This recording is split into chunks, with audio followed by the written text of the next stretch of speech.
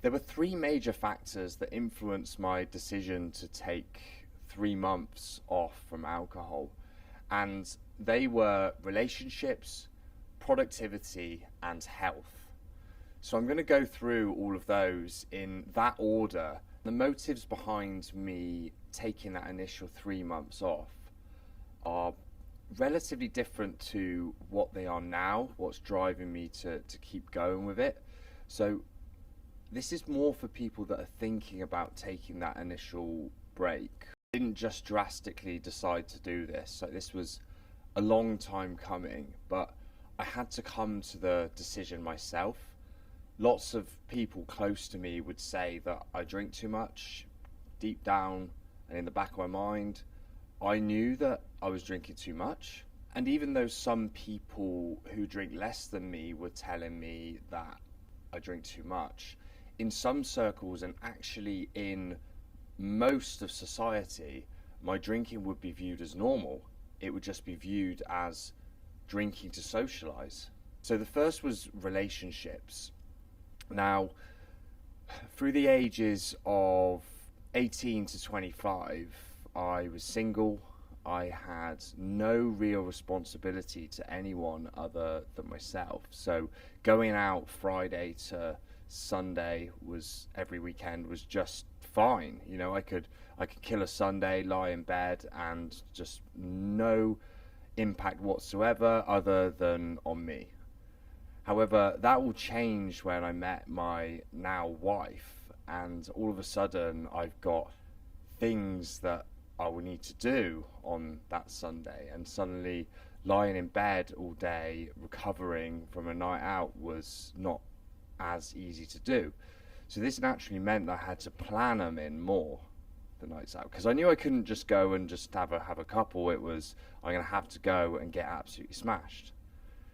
So all of a sudden I'm now having to plan those nights out, and if I go too hard, I'm impacting the next day. Now, the other thing is it's brought in another circle of people that were not just the people I'd hung around with for the past, few years, that all drank in exactly the same way as me, had the same drinking habits. So when my wife's family came in and saw the amount that I drink, they were a bit like, whoa.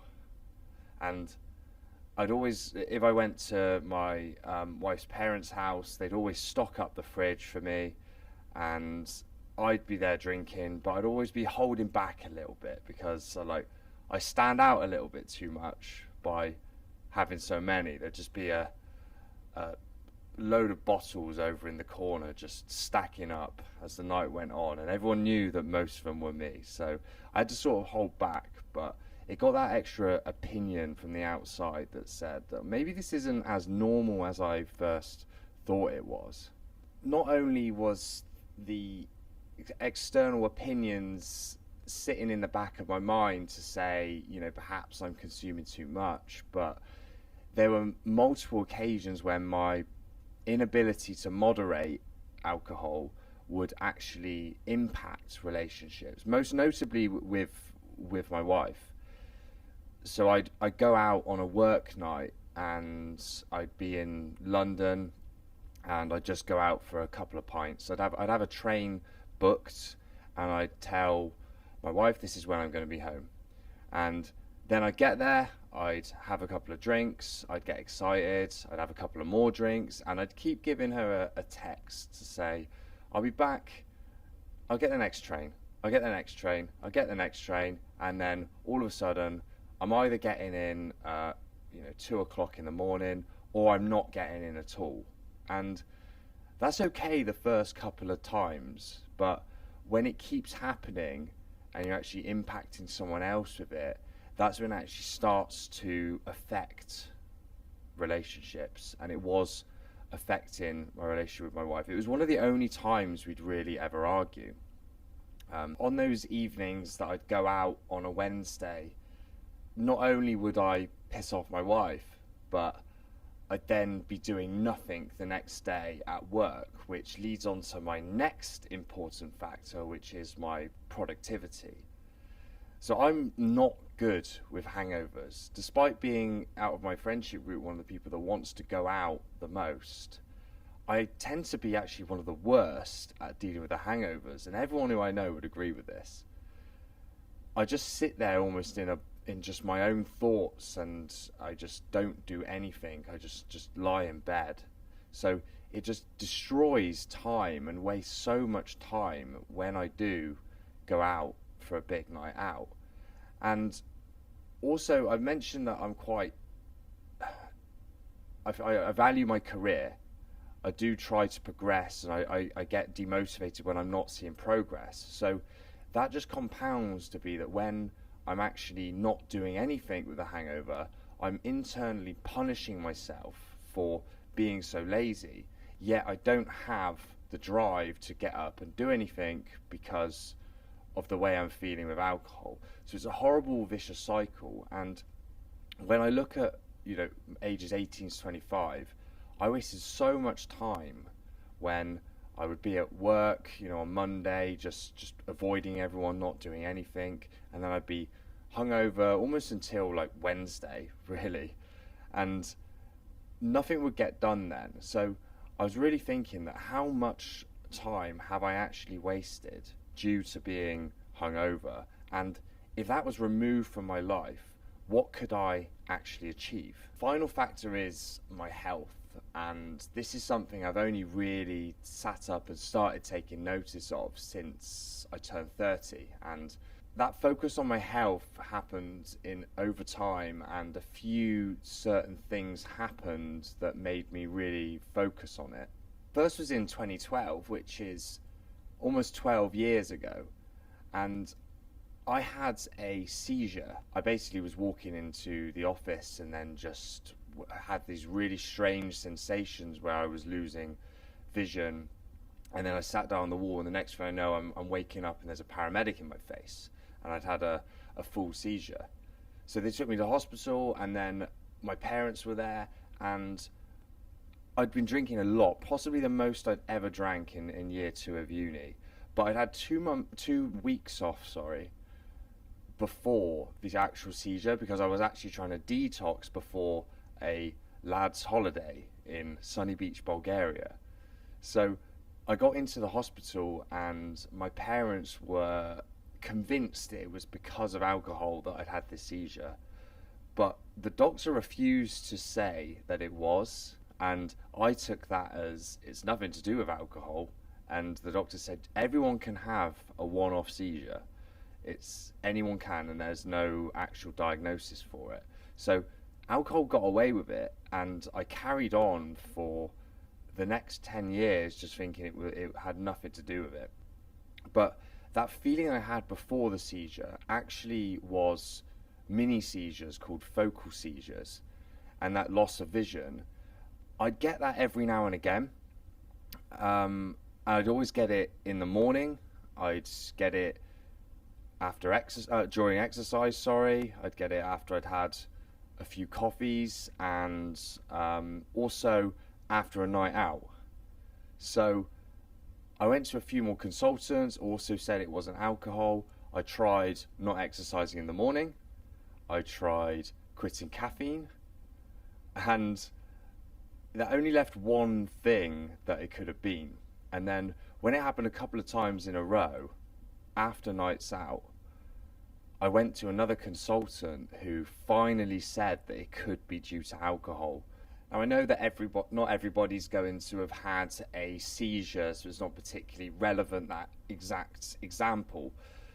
But the point is that we defend alcohol. It has this grip over us where it can't do any wrong. And it took a long time for me to really realize that it could be that, and actually blame it for what was happening to me. So I had one professional medical opinion saying I should cut back on my alcohol consumption, and then I got another.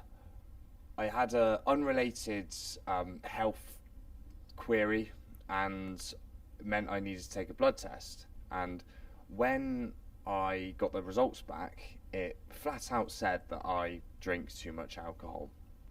And this wasn't even after a particularly heavy period of time by my standards. And that made me try moderating for a little bit. I went to London with my wife and, only had a few beers. But again, it just felt like I was holding back. Like it was more effort to moderate than it was to just not have it altogether. And if two medical opinions wasn't enough, I then got a third. So through my various podcasts that I listened to, I heard about a gene mutation which resonated with me. So it was to do with overthinking, it was to do with not being able to sleep, and then I got a gene test which said that I have it, and it gave you a list of supplements, it gave you a list of dietary recommendations, including cutting out caffeine, cutting out alcohol. I tried everything else. I tried all of the supplements. I tried quitting caffeine. I tried changing my diet, and it didn't really have any impact. So once again, it left that final thing, that final recommendation that I'd refused to believe was the cause. So to recap, I've had 3 medical opinions saying that I drink too much. I've had external opinions from loved ones that are close to me. I've also seen it impact my relationships in a very real way. And I know and have always known that I could be more productive if I wasn't drinking or if I was cutting down. But the idea of cutting down seemed more difficult than quitting. But I still couldn't bring myself to take a long time off because I was looking ahead into my social calendar and I was seeing too many things or events where I needed to drink. So there was never a 3-month period that suited me to stop. I was too scared to go at them without alcohol. So in February, something happened in my personal life which meant I decided to take all of March off. And what happened was another impact on one of my relationships, which I won't go into the detail of, but it gave me a wake-up call to say, let's take some time off. So I took time off in March and I just took 1 month off. I drank once during when it was my wife's birthday, but that was it. And it was all right. Nothing special to report on that month off. To be honest, the whole time I was just thinking, I can't wait until we go on our trip to Scotland and I can have a beer again. That first pint, and it felt amazing. All my worries went away again, and I was like, yes, I'm unleashed to have drinks again. But I found that when I went back after that month off, that I was overthinking and analysing everything I was drinking.